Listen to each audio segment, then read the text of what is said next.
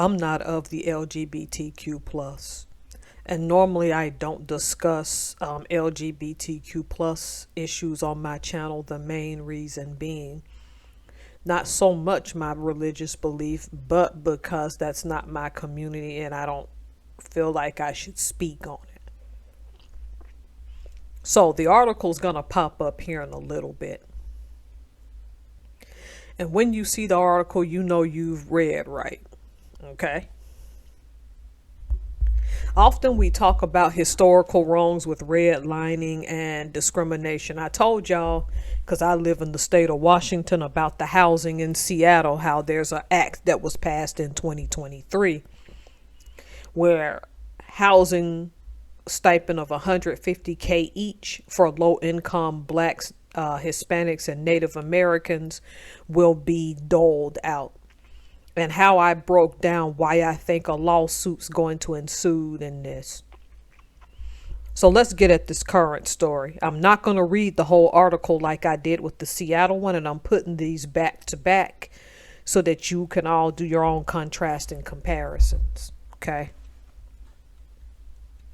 Right now in Portland, Maine, they've laid the ground down for a complex that will be for LGBTQ plus people over 55 years old only. Okay. That is set to open sometime in 2026. So they're fairly trying to get this open. It will be 5 stories with 54 1 to 2 bedroom units. 11 of those are for people with disabilities and HIV/AIDS. Okay.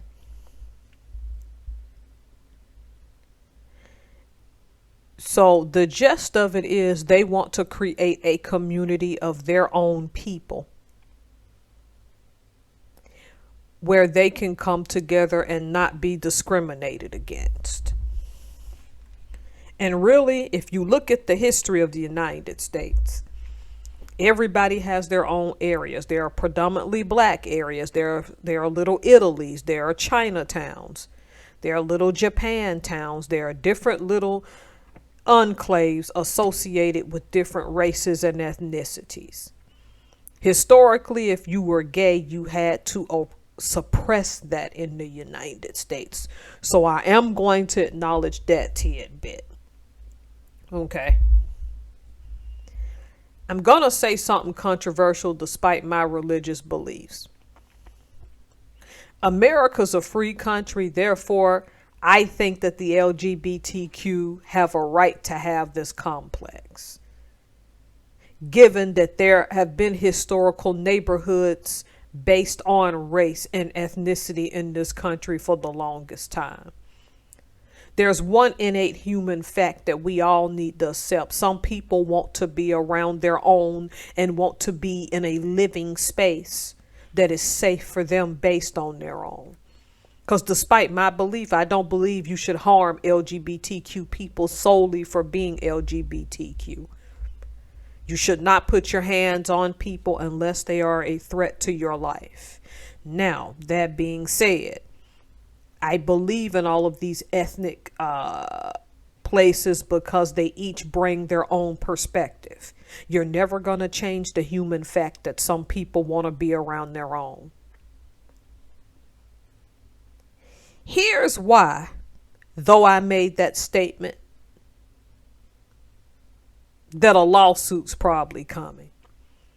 The article in itself, which I hope it hadn't disappeared because the Daily Mail has a habit of refreshing while I'm making my videos sometimes. While I wholeheartedly believe that everyone should have their own interest groups in their own neighborhoods where they are safe. Okay? Even if it means those neighborhoods are racial in a country that's mostly integrated.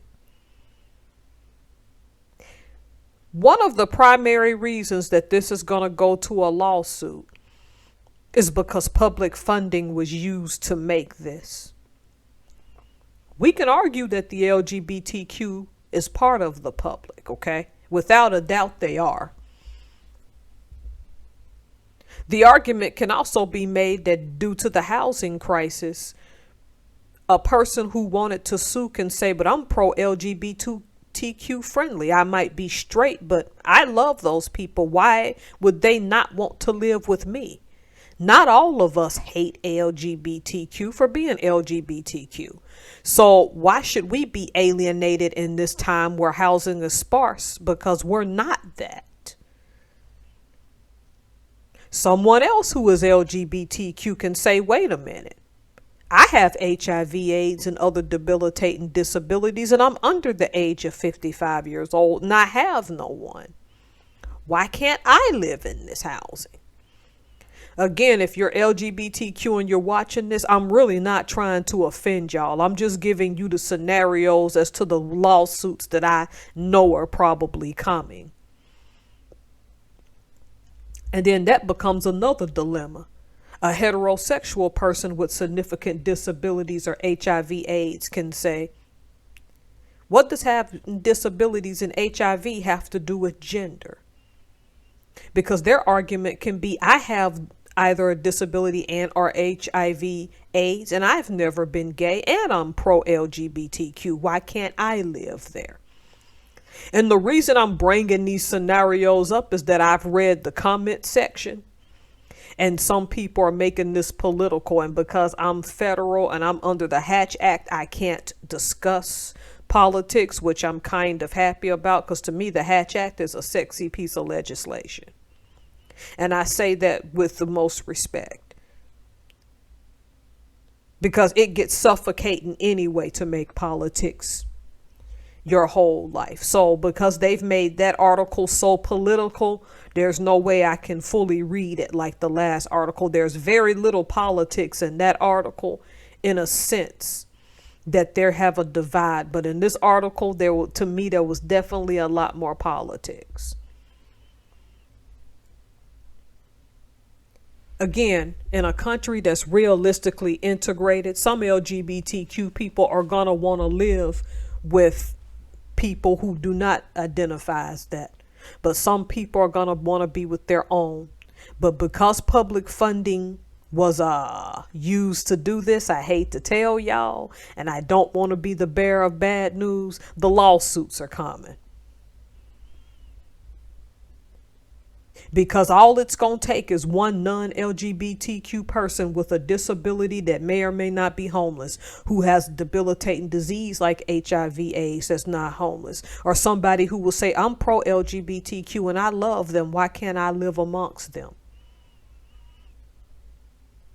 Because they're still going to miss the fact that you have a right to have your own community.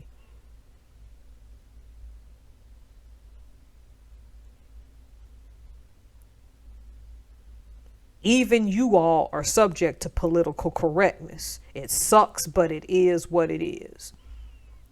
And while I understand the legislation behind this, the funding behind this, because you are members of the public, unfortunately, I can see those lawsuits coming.